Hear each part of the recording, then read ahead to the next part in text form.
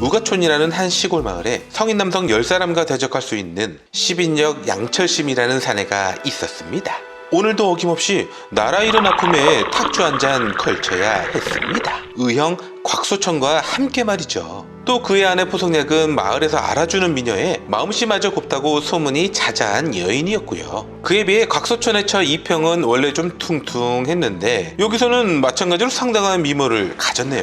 그때 펑펑 내리는 눈밭을 거닐던 한 도사가 보였습니다. 이를 본 양철심은 이 맛있는 술을 그와 함께하고 싶었고 곽소천도 어서 모셔오자 하였으니 그 말에 도사도 순순히 응낙하곤 집 안으로 들어서긴 했는데 이거 왠지 잘못 걸린 것 같았습니다. 도사는 굉장히 무례했고 호전적이었습니다. 이에 양철심은 그리 불편하시면 나가달라 하였지만 성격 좋은 곽서천이 달래가며 어찌어찌 다시 술자리가 이어질 찰나 도사는 가져온 보따리를 식탁 위에 올려놓고 풀었는데 이럴 수가, 사람의 수급이 들어있었다니. 이 도발에 양철심은 즉시 창을 빼들었고 지체 없이 찔러갔습니다. 허나 도사의 무공은 150인력, 양철심은 도사의 발끝에도 못 미치는 상황. 최후의 필살기를 날려봤지만 이도 별 소용이 없었으니 이제 도사의 반격이 시작되면 양철심은 죽은 목숨. 그런데 도사는 오히려 양철심의 양가창법이 대단하다며 칭찬을 하는 거였습니다. 원래 양가창법은 송나라 충신의 가전무공이었고 양철심은 그 충신의 후손이었습니다. 곽소천 역시 충신의 후손인 것을 알게 되자 다시 한번 깊은 읍을 하며 사과하더니 자신을 구척이라고 소개하는 도사였습니다. 구척이는 매국노를 처단하는 유명한 협객으로 송나라 사람들은 그를 흠모하고 있는 형편이었습니다. 구척이는 양철심들이 자신을 해치려는 금나라 사람으로 생각했던 것인데 이렇게 오해가 풀리자 의형제들은 다시 술을 대접하겠다고 했고 부인들도 서둘러 식었던 술을 태워왔습니다. 그때 수십 필의 말이 달려오는 소리, 이자들이야말로 구척이를 추적해온 무사들이었습니다. 구척이는 양철심들에게 단호히 말했습니다. 무슨 일이 있어도 밖으로 나오지 말라고 말이죠.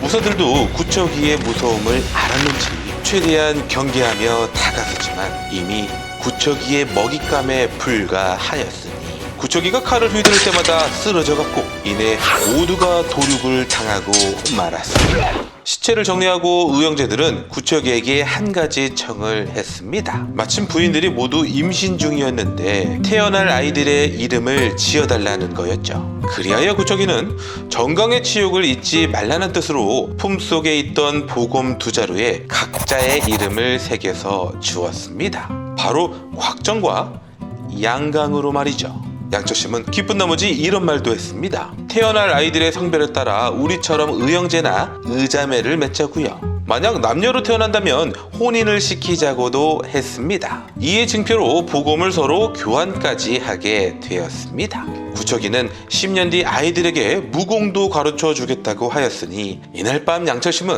거나하게 취할 수밖에 없었습니다. 그때 외양간에서 이상한 소리가 들려왔습니다. 포석약은 홀로 조심히 다가가 보았고 정말 심장이 멎는 듯이 놀라고 말았습니다. 외양간에 사경을 헤매는 한 남자가 살려달라 애원하였기 때문이었습니다. 실은 이 남자는 오늘 낮에 구척이에게 당했던 이들 중 한 명이었습니다. 포석약은 우선 사람부터 살려야겠다 싶어 약을 챙겨와서는 이자를 치료해 주었습니다. 밤늦도록 치료는 계속됐고 그 덕분에 남자는 소생될 수 있었습니다. 분명 이 남자는 포석약의 따뜻한 마음에 감동받았을 것이었습니다. 이 사실을 차마 남편 양철심에게 말할 수는 없었습니다. 말했다면 당장 뛰쳐나와 죽였을 거였기 때문이었죠. 다음날 서둘러 외양간에 가보니 다행히 그 남자는 이미 사라진 뒤였습니다. 그렇게 다시 일상으로 돌아온 포석약가 양철심이었습니다. 허나 이 작은 불씨가 커다란 화염으로 돌아오게 될 줄이야. 석 달 뒤 수십 명의 간병들이 쳐들어왔고 양철심과 곽소천은 어서 나와 포박을 받으라고 소리 질렀습니다. 형무는 몰랐지만 이 당시에는 영문도 없이 숱한 사람들이 사라졌을 터 양철심의 대처는 빠르고 명확했습니다. 아내가 도망칠 시간을 벌기 위해 간병들을 상대하기로 말이죠. 마침 곽소촌도 도착하였으니 10인역의 양철심과 10인역의 곽소촌은 이제 싸워볼 만한 거였습니다. 간병들을 다 물리치지 못해도 아내들과 함께 도망칠 수는 있었을 거였죠. 그러나 간병들의 추적은 계속됐고 결국 곽소천은 자신이 막는 동안 어서 도망치라고 소리쳤는데 이것이 곽소천의 마지막 모습이었으니 곽소천은 처와 자식을 부탁한다는 마지막 말로 비참하게 숨을 거두고 말았습니다. 의영의 죽음 앞에 미친 듯 분노한 양철심이었지만 우선은 부인들부터 구해야 했습니다. 간병들에게 달려들어 분노를 일제히 터뜨리니 아내 포성약을 구해낼 수 있었습니다. 허나 곽소천의 유언을 지켜야만 했던 양철심, 포성약은 자신도 데려가 달라고 애걸했지만 형수님만은 반드시 구해내야 한다고 하였으니 포성약을 한번 안아주고는 간병들에게 잡혀간 형수님을 부르짖으며 쫓기 시작했습니다. 얼마 되지 않아 곽소천의 처를 찾을 수 있었고 그대로 간병들을 처치해버려 곽소천의 유언을 지킬 수는 있었습니다. 그러나 관병들이 쏜 화살에 양철심마저 당하고 말았으니 곽소천과 양철심의 희생에도 결국 붙잡히고만 부인들이었습니다.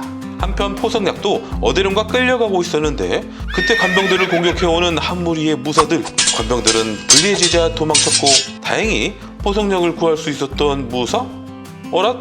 이제는 얼마 전 포성약이 외양간에서 구해준 그 남자였습니다. 이렇게 은혜를 갚을 줄 알았다면 몇 명 더 구해줄 걸 그랬습니다. 곽소천의 유해는 마을 입구 기둥에 걸리게 되었고 이를 발견한 구척이였습니다. 구척이도 알 수 있었습니다. 모두 자신 때문에 벌어진 참사라는 것을요. 즉시 관병들을 해치우고는 곽소천의 시체를 부여잡으며 맹세했습니다. 이 구척이가 반드시 복수를 해주겠다고요. 구척이는 그대로 관하로 쳐들어갔고 이번 일의 주동자가 단천덕이라는 것을 알아낼 수 있었습니다.